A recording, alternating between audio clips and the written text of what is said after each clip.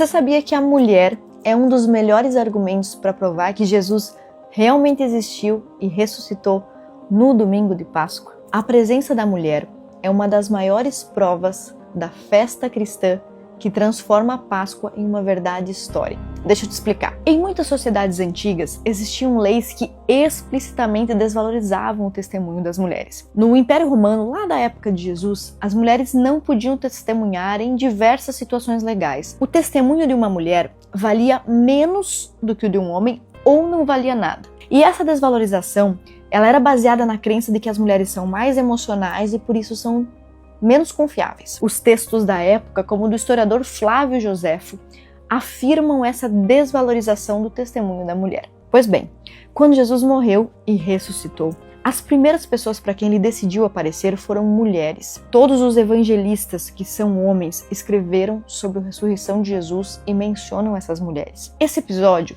demonstra como o relato bíblico sobre a ressurreição de Jesus é verdadeiro, pois não existem razões para os escritores dos evangelhos atribuírem um testemunho tão importante às mulheres, a menos que isso fosse de fato o que aconteceu. Uma história onde as principais testemunhas fossem mulheres jamais teria sido inventada na cabeça das comunidades rurais lá da Galileia do primeiro século. Colocar as mulheres como responsáveis por um dos eventos mais importantes de uma nova religião seria a maior burrice de marketing, a menos que isso realmente fosse a verdade e tivesse acontecido mesmo. Essa resistência ao testemunho das mulheres é tão séria que quando o apóstolo Paulo fala sobre a ressurreição de Jesus, muitos anos depois, ele não cita nenhuma mulher. Depois de conviver alguns anos com Jesus, os discípulos haviam aprendido a respeitar as mulheres como Jesus respeitava.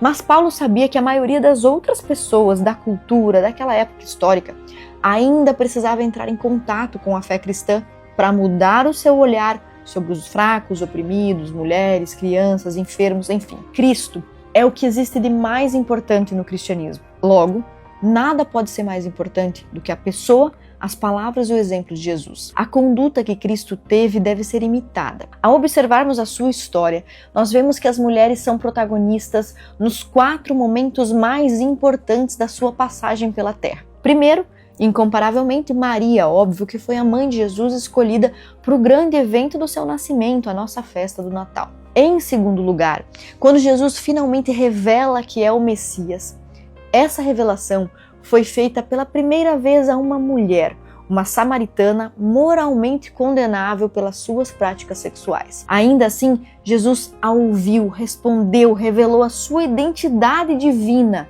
e finalmente a enviou como missionária. Os mestres judeus lá da época de Jesus não costumavam falar com nenhuma mulher em público. E essa passagem é especial porque aquela não era apenas uma mulher, era também uma mulher que estava em uma situação questionável. Ela tinha tido 5 maridos. Não bastasse isso, havia uma rivalidade profunda entre os judeus como Jesus e os samaritanos como aquela mulher. Os samaritanos, eles eram considerados cidadãos de segunda classe, pessoas de segunda classe, pois eles eram descendentes dos israelitas do norte que tinham se miscigenado com outros povos. Então, eles eram vistos como pessoas impuras que deviam ser evitadas. Apesar de tudo isso, o nosso Cristo não evitou aquela mulher. Ele escutou, respondeu, quebrou os preconceitos que eram étnicos, religiosos, sociais e morais. Ele valoriza a mulher samaritana e envia essa mulher como testemunha, transformando uma mulher na primeira mensageira do Messias. Isso é muito impressionante. As pessoas acreditaram em uma mulher quando o que ela estava dizendo era algo muito inacreditável. Você já reparou que as feministas, elas estão tentando melhorar a apresentação do movimento feminista, alegando que para ser completo, esse novo feminismo agora tem que abranger também a discriminação como um problema interseccional, ou seja, tem que envolver também a classe e a raça além do sexo? Pois é, foi no início desse século agora que elas começaram a fazer dessa temática um assunto popular. É uma maneira de fazer uma autocrítica ao próprio movimento, que lá no passado, quando surgiu, desprezava os aspectos de classe e de raça e que era um movimento de mulheres brancas e ricas. O feminismo está 2000 anos atrasado em relação ao que Jesus Cristo fez naquele poço, onde ele conversou com essa mulher samaritana. Por sua raça e classe e sexo, Ao ser acolhida por Jesus, ela representa a isonomia diante do processo da salvação. Jesus transforma essa mulher em uma ponte entre dois mundos. Por meio dela, Jesus mostra que a mulher é bem-vinda e ela não deve mais ser considerada inferior, pecadora ou imoral por natureza. Jesus mostrou que uma mulher vinda de um povo considerado inferior, considerada pecadora e imoral, também podia ser filha de Deus, se ouvisse a sua mensagem e cresce.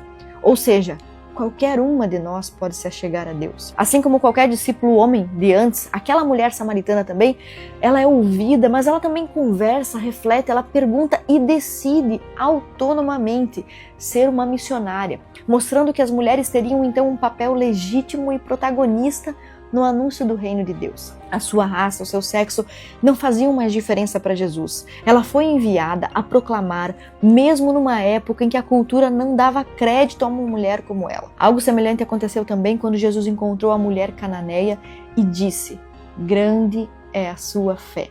E quando Jesus esteve com Marta e Maria e elogiou Maria porque ela queria ouvir, Jesus disse que a educação e o discipulado feminino estavam em um alto patamar de respeitabilidade, porque ele disse que o que Maria estava fazendo era mais importante até mesmo que as rotinas domésticas do trabalho de uma mulher. Em terceiro lugar, na morte de cruz de Jesus.